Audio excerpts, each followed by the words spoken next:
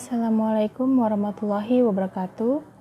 Wassalatu wassalamu ala asrofil anbiya'i wa mursalin Sayyidina wa maulana Muhammadin wa ala alihi wa sahbihi ajmain amma ba'du. Segala puji serta syukur saya ucapkan kehadirat Allah Subhanahu wa taala. Salawat serta salam tak lupa saya curahkan kepada baginda Nabi Muhammad SAW. Perkenalkan, nama saya Hanamdia Septianjani dari kelas 4A program studi ilmu perpustakaan. Pada video ini, saya akan menjelaskan review mengenai seorang ilmuwan muslim terkemuka, yaitu Al-Khwarizmi. Video ini dibuat untuk memenuhi tugas pada mata kuliah perpustakaan dan arsip digital yang diampu oleh Bapak Al-Muhdil Karim SIP MHUM. Al-Khwarizmi memiliki nama lengkap yaitu Abdullah Muhammad bin Musa Al-Khwarizmi. Ia dilahirkan pada tahun 780 Masehi di daerah Khwarizmi, yaitu suatu daerah di bawah pemerintahan Provinsi Khurasan, yang sekarang daerah tersebut menjadi negara Uzbekistan. Berkat kepandaian dan kecerdasan yang dimilikinya, mampu mengantarkan Al-Khwarizmi masuk pada lingkungan Dar al-Hukama, yaitu sebuah lembaga penelitian dan pengembangan ilmu pengetahuan yang didirikan pada Bani Abbasiyah oleh Khalifah Harun ar-Rasyid.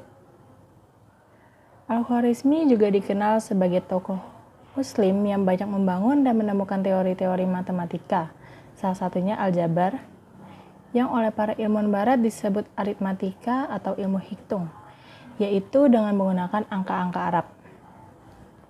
Berbagai macam teori matematika dikenalkan dengan cara yang mudah, membuat Al-Khwarizmi menjadi tonggak dalam sejarah aljabar yang saat ini berkembang menjadi matematika.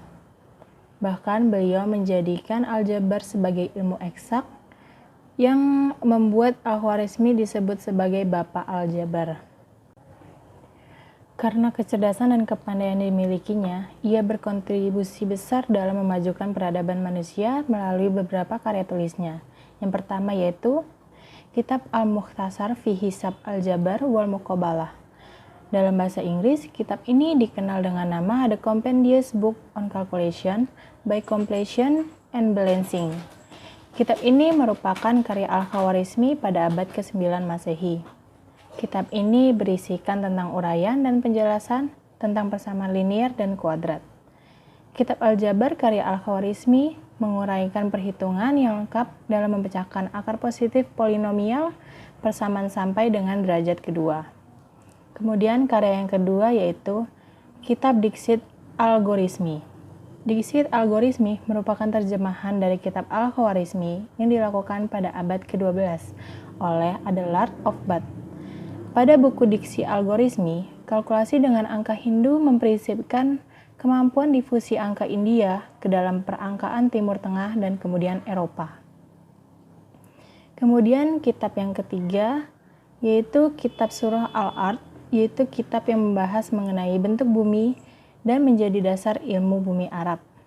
Dalam kitab ini dihiasi oleh peta-peta. Kitab Surah Al-Ard ditulis oleh Al-Khwarizmi berdasarkan pendekatan geografi yang ditulis oleh Ptolemes. Buku ini isinya dimulai dengan daftar bujur dan lintang termasuk zona cuaca. Selanjutnya, karya keempat Al-Khwarizmi yaitu Kitab At-Tariq, yaitu kitab yang isinya mengenai sejarah yang menjelaskan perjalanan kembalinya Khalifah Al-Ma'mun ke Baghdad. Kemudian karya kelima yaitu Kitab Al-Amal Bi Usturlab dan Kitab Amal Al-Usturlab, yaitu kitab yang di dalamnya membahas tentang cara penggunaan astrolab dan seni membuat astrolab. Karya yang keenam yaitu Kitab Zij As-Sindin adalah karya Al-Khwarizmi yang terdiri dari 37 simbol pada kalkulasi kalender astronomi dan 116 tabel dengan kalenderial, astronomikal, dan data astrologikal. Kemudian karya yang ketujuh yaitu Kitab Risalah fi Istikhraj Thoriq al-Yahud. Kitab ini ditulis oleh Al-Khwarizmi tentang penanggalan Yahudi.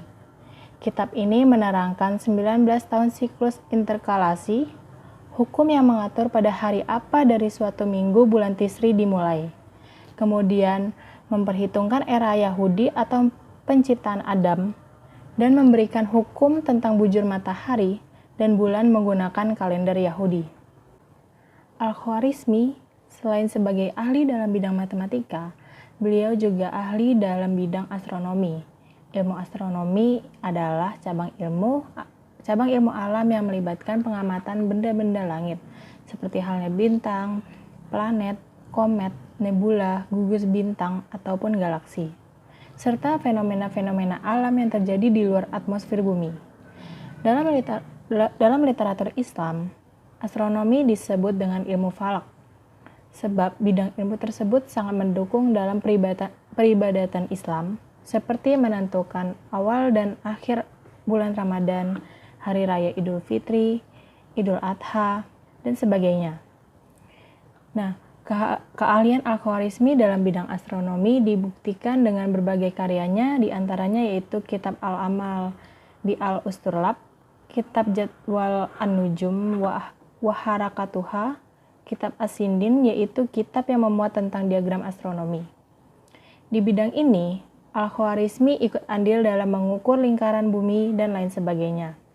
Selain itu, Al-Khwarizmi diungkapkan pernah mencoba untuk membuat ramalan tentang masa hidup Nabi Muhammad SAW melalui ilmu astronomi ini. Selain ahli dalam bidang matematika dan astronomi, Al-Khwarizmi juga berkontribusi besar dalam bidang geografi. Ilmu geografi adalah ilmu pengetahuan yang menggambarkan segala sesuatu yang ada di permukaan bumi.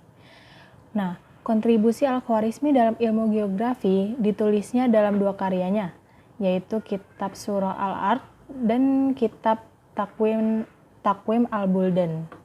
Dalam kitab yang berjudul Surah Al-Ard, Al-Khwarizmi menulis yang isinya membenarkan pendapat Ptolemes, dan dalam kitab itu pula Al-Khwarizmi juga membuat peta yang lebih detail daripada peta yang dibuat oleh Ptolemes.